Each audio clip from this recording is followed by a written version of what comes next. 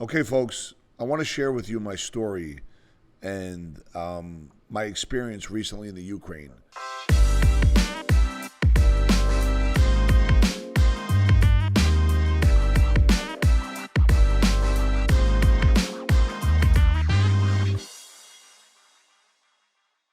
Chris Krohn, the founder of the Krohn Breakthrough Foundation, had invited me on the humanitarian efforts that he was putting together with himself and 10 other individuals. And I was honored to be invited, and I said yes immediately.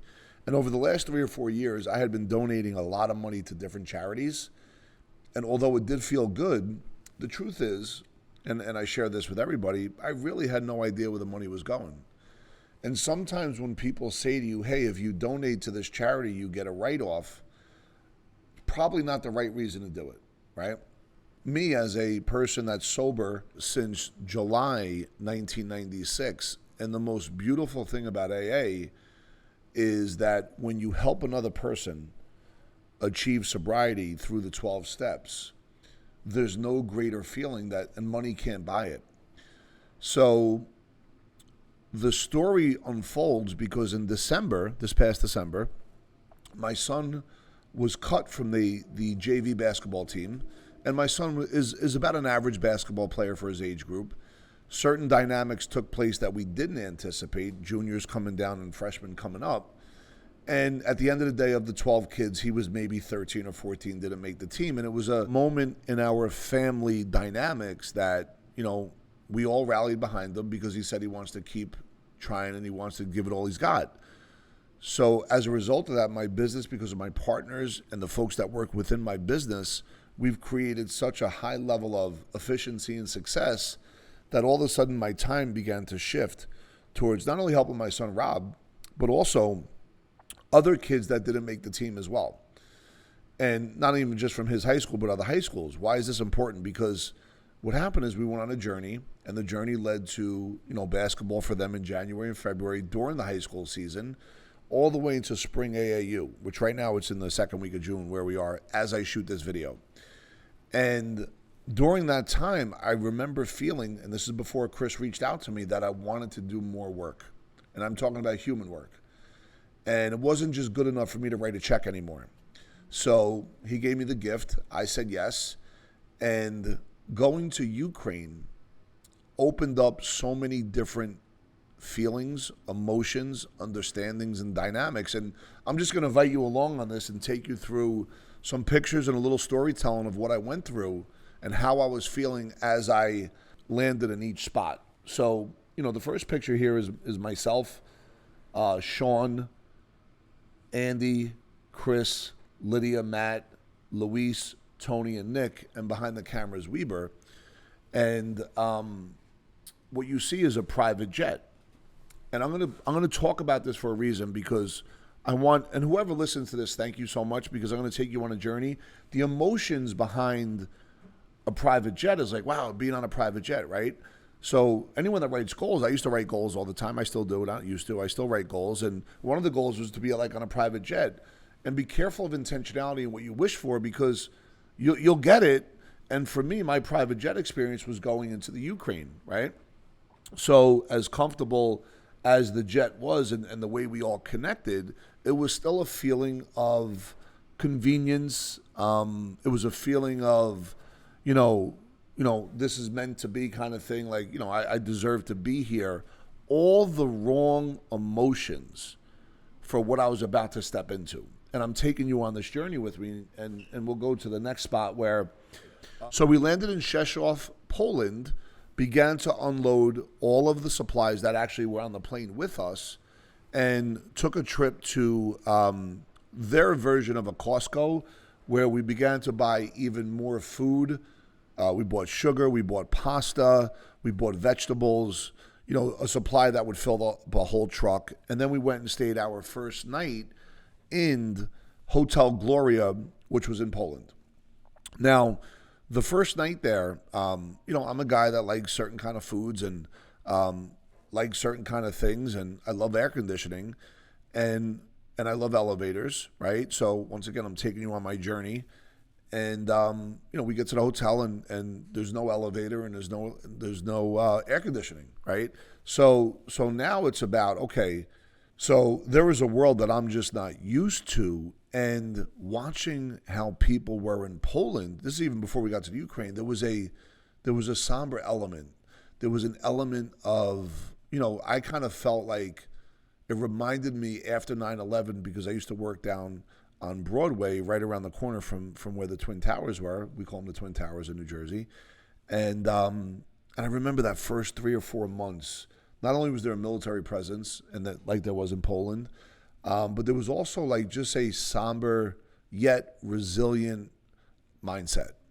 And I was just catching up to where everybody was at, coming from where I just came, which was in New Jersey in America. So as we began to purchase these different food supplies and begin to load the truck, we then spent the night in a Hotel Gloria. The next day we woke up and we made our way to Medyka. Medyka is on the border of Poland and the Ukraine. Now, to get into Ukraine by car, you're going to wait 3 or 4 hours. Probably it went back about 10 miles. And once again, any kind of plan. This ties into anything you do. If you want to do financial planning, you need to have a plan. You need to have a map. You need to have an understanding of where you are, where you want to go. Luis Vega, who's the director of the Krohn Foundation, executive director, seen here with the big smile right in the front, he was the conduit of all of the different relationships on the boots on the ground that carried us through the next 3 or 4 days. So I want you to think about what I'm saying. It's we land into Poland. We bring supplies. We now get to the border. We can't drive over. We have to take our luggage and our bags and walk about a mile up a little bit of a hill from Poland to Ukraine, going through customs on both sides, right? And it was hot, and you're up, and now your sleeping's out of whack, and you're looking around, and at this point, being on the border, you see all the people that are coming from the Ukraine. There's folks that are getting displaced. Their houses are gone. Maybe their husbands passed away. Maybe their children are gone. Maybe the wife passed away. Maybe the pets were gone. There was an orphan of pets that I saw. There was a level of sadness, and it began to really melt my heart as I was going through each and every step of this journey that I want to share with you. And along the way, you begin to connect with the people that you're with. And you're making this walk, you get through. There was a woman that was with us, Lydia, who I would say was the emotional barometer of who we are. Because as we got deeper and deeper, although she lives in America, she grew up in Poland. Her sadness and her heart was so present to all of us because you could see how it was affecting her as she saw each step that I'm going to take you through. So as we get through, this is leaving Poland, and now we're heading into the Ukraine. You could see Chris, and that's Weber there as well, and that's Matt Andrews' back, and to the right of Chris, you could see Lydia's shoulder. We're now about to go into the Ukraine, and this is where, although I've seen a lot of sadness at this point, this is where the dynamic really begins to change. So right across the border, we meet this gentleman by the name of Voytek. Voytek he's in the IT space. Him and his wife, when the war started, decided to go to this spot right in the Ukraine, right at the border, to help people. And 100 days later, he is still there. And let me tell you a little bit about Voytek. Voytek and his wife have created the Ukrainian Refugee Rescue Compound, which you can see here. And what's amazing about him and his wife is their commitment. And this is where we're beginning to see that when money goes into when you donate money, you could actually see where the money's going. And there was no better feeling when we were able to not only feel and hear his story and understand that he came for 3 days and is still there 100 days later, and he's not leaving, and the impact he's had on people. When people because when it first started, it was real cold. Remember, this was 100 days ago. And the fact that they were able to feed them, give them some shelter for a night or two, be able to give comfort to folks before they went into Poland. These are the displaced folks. These are the refugees, not included displaced folks.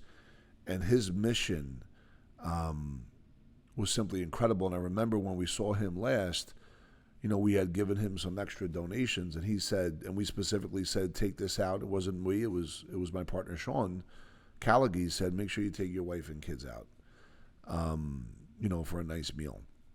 It was an incredible gesture, and just to see like what humanity really looks like and the resiliency of how people, when they care for other people and just saving lives, was an incredible thing, and that's what Voyteks represented. When you look at the compound, there was places upstairs in the compound that had multiple beds for people to lay in, and just spend time there before they were able to move on and take their next step of their journey. One of the things that we were able to purchase for the folks on the front line was these chest protectors. You could see Lydia holding it in the front row. Sean's holding one up with his two hands. Voyteks in the picture with his wife, and there's a couple of children and one of Voyteks' partners holding the Ukrainian flag. And this is where, what you begin to realize is the folks of the Ukraine don't want to leave at all. They're fighting for their house. They're fighting for their city. They're fighting for their county, and obviously they're fighting for their country. So in this scene right here, what you see is Chris Krohn showing Voyteks and his wife not only some of the supplies, and if you look at Voyteks' wife, she's covered her mouth, right? Like, Lydia is there. And I said Lydia is the emotional barometer of the group because she has a sense of everything much greater than we do. And you could just see the pure joy. And then inside of the compound, there's tents with all the food supplies that are just constantly coming in and then going out to the front lines and to all the different people that we can get the food to. Spending at least 2 hours at Voyteks' compound and seeing the impact that he is having and the emotion of him and his wife and the kids that were there. They were jumping on the beds, and the joy that they had. There was a sense of safety for them, but you knew that there was risk all around. And this is just 100 feet inside of Ukraine. From there, we jumped into a van, and once again, like I said, if you have a map, if you have boots on the ground, if you have high-level communication, I'm not making this about wealth management, but I am going to draw the analogy that if you have a real team around you, you can cut through and expedite your process like we did. And fortunately, we had a phenomenal team. Luis Vega put together that team. And what you see when we first land in Lviv, we had the good fortune of meeting Andy Milburn. Andy Milburn is the founder of the Mozart Group. Their primary mission of the Mozart Group is to increase the capability and sustainable capacity of the Ukrainian military, by the way, consistent with U.S. foreign policy. In addition, the Mozart Group aims to protect vulnerable segments of the civilian population, which I'm going to show you in a little bit. At the end of the day, their number one priority is to assist the Ukrainian people with restoring sovereignty and territorial integrity of their country while building long-term capacity. So as you begin to discover, Andy Milburn has 31 years experience in the military. He's a colonel.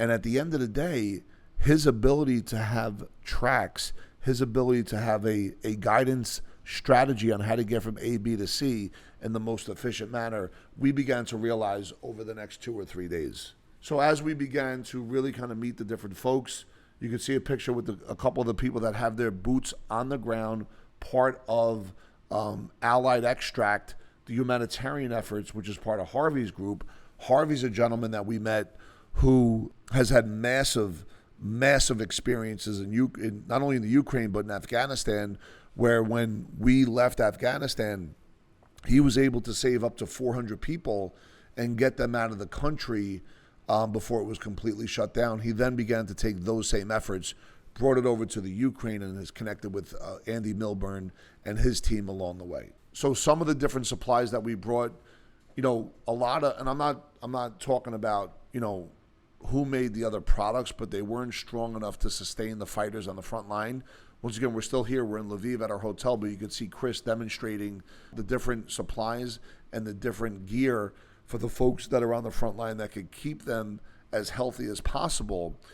There are approximately 500 people, including the ones that get killed and injured every day, that are being affected by the war that are Ukraine soldiers. and these supplies can help them out tremendously. So after I had the good fortune of meeting the folks of Allied Extract, Harvey and his team, as well as the Mozart group, which was Andy Milburn and his team, the guys, the gals, we went to a supermarket to go buy some more food for an orphanage. And I'm just going to show one picture, but an orphanage that was filled with women and children who had lost their dads or brothers either to the war or in the battle of the war. And this is a real thing that's happening every day. Emotionally, I was far from the private jet. I was far from the hotel in Poland, and I really began to find myself in a place of gratitude, sadness, just wanting to give and serve, truly not being able to comprehend what was happening, and truly wanting to make a difference any way I can. If it was one person a day for the 6 days that I was there, even now when I come home, on how to have an impact on that person to help make their world a better place. And that's been my outcome as I've gone through this journey.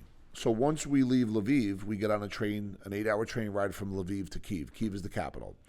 And in this train ride, there was, beds. I'd never seen that before. I only seen it on James Bond's movies or Trading Places with Eddie Murphy. But that was I've never seen it. So I'm in a train right now, and I'm in a cart. It's a lot tighter. I'm with two of my brothers, Matt and Andy, and I'm also with Sean. And here's a picture of me and Sean when we first get to Kiev. Now, this is probably like 7 a.m. Kiev time. So we went through the night, not a lot of sleep at all. One of the first places we went to was where one of the battles didn't take place, and they recovered the Ukrainian people, some of the tanks that were on the outskirts of the city when they were able to kind of move the Russians back out. And this sign said it all, "World, come help us." And what's interesting, and I want everybody to know this as best as I possibly could share this, the Ukrainian people are not looking for a handout. I promise you. They are proud people that love their country and love their freedom. And when they say help, they're not looking for give me money, although money does help for supplies. They're looking for the proper weapons that they can have to defend themselves. They're not looking to go take over any other country. They're not looking to get into anyone else's business. These are people that just 115 days ago, some of them were probably at their kitchen table writing out their game plan for the next 6 months, maybe for the next 6 years. And then seemingly out of nowhere, although the writing was on the wall, I'm sure, just one day, an illegal occupation took place. And I think that picture really kind of sums it up. And as a result of it, we were fortunate enough to go see an Orthodox Catholic church, one of the most beautiful churches I've ever seen. Incredible sight. This church was the scene of a horrific atrocity. Behind this church, there was over 400 women and children executed, men, women, and children, civilians executed and buried. It was on the news about a month or two ago. We don't hear about it anymore. The level of sadness in there, because as I understand it, and once again, I'm not an expert, I'm not an authority on this, but as I understand it, the Russian soldiers, very young, the most immature ones of the group were intoxicated, and throughout the night began to commit these atrocities. And inside there, I think I lit 30 or 40 candles. On one side, you could light candles for the people that are alive, and on the other side, you could light candles for the people that have passed away in your life, or whoever you wanted to light it for. And I just remember being inside that church, the level of faith I was witnessing in there by those people, both young and old. It was an incredible emotional sight. And now, 2-3 days in, my emotional state is no longer focused on private jets. It's no longer focused on air conditioning. It's no longer focused on, what item I could purchase. It's all about what can I give and who can I give it to. And that continued to grow as I went through this trip. And part of what we just saw as well was there's a bunch of flags. You saw all these little mini flags.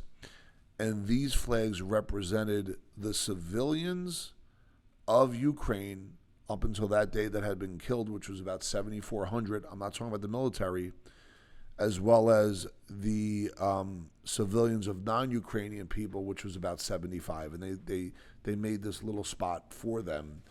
And as we journeyed through Kiev more and more, this archway reminded me a little bit of St. Louis. Right beyond that archway was a bridge. And as I said, that the missiles had just hit a neighborhood not too far from there. And you could see here right over my shoulder that there was smoke in the background, which was a bridge that was connected to this archway. And in that bridge, off of that bridge, I just remember thinking, wow, no one's moving, no one's thinking, hey, should I get off this bridge? It was almost like business as usual, resiliency, that it almost seemed like the folks were like, okay, today's missile, it got out of the way, we didn't get hit, let's go check it out, make sure we're safe, and now it's time to go have lunch. And my only thought was, imagine living in New York City, and you're going to take your son, your daughter to a game or play, and there's always the fear that a missile could hit at any point, but now that the missile hit already, okay, now it's safe to go to the game. That's how I felt watching that. I remember me and Sean looking like, hey, should we get off this bridge? And nobody was budging, and everybody was looking to see where the smoke was. I'm sharing this with you just to give you some kind of feeling. That's how I felt at the time. So as you're living your everyday life, and by the way, this isn't about you feeling shameful or guilty at all. I'm just sharing my journey and telling you along the way where I had to take a different look at myself and understand what was important and what wasn't. From there, the folks of Andy Milburn and Allied Extract took us to a town called Bucha, which was in the news about a month or two ago. Here's another example in Bucha where a tank pulled up to this one little neighborhood and began to blow out different rooms and different parts of these buildings. And this is the stuff, like, you just look at these trees right down there. They remind me of trees right here in New Jersey. And behind it is a building that's just getting massacred. What you see here now is Lydia, once again, the mother, the emotional barometer of the trip, the person that understood the atrocities more than all of us, I would say. She's here, putting a rose at like a monument that was created, because right behind that was where all the bodies were found. And this, once again, was behind the church, a very sad, somber scene. Once again, these are images of, Bucha itself and the destruction that was caused. And this is what I'm not going to say it's a war because it's an occupation, an illegal one, but this is what it looks like in the aftermath of conflict. Once again, there's more pictures here of just buildings that were blown apart by the tankers. And this, just imagine if you lived in a building or a condo complex and a tank came rolling down the street, because remember, this was on the outskirts of Kiev. They had to buckle down in Kiev, and these towns were exposed. And as a result of it, this is what it looks like. So after we left Bucha, we took another 20-minute ride to a town called Irpin. Once again, the towns on the outskirts of Kiev were the ones that were exposed to these atrocities. And here in Irpin, what was interesting is the civilians fought back and pushed the army away. But before that, there was fighter jets that had launched missiles, different than tanks, fighter jets that had launched missiles. And you could see the destruction that happened here. As a matter of fact, when some of these buildings, like a couple days afterwards, let's say the fires were out, there was folks that were still living in half of their houses. Like, this was a real thing. And, this is where, towards the end of our journey, remember, we had to go back to Kiev. We then had to take another 8-hour train ride back to Lviv, then a 2-hour ride back to the airport in Poland to take back off to come back home. But right here at the end, Andy Milburn, who is the person that is the direct contact for the soldiers that are on the front lines, as well as to be able to extract humans out of towns that are about to get taken over by Russia, because here's where it's at now. And this is important, folks. You have Russia, right?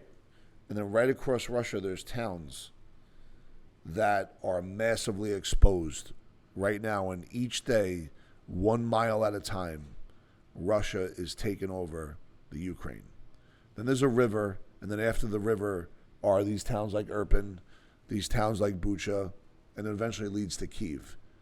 And as we understand it, not only do the soldiers on the front lines basically have, ramen noodles to eat, but their equipment is horrible, which is why we brought in our own equipment that is much more sustainable and can take much more of an impact than their current stuff.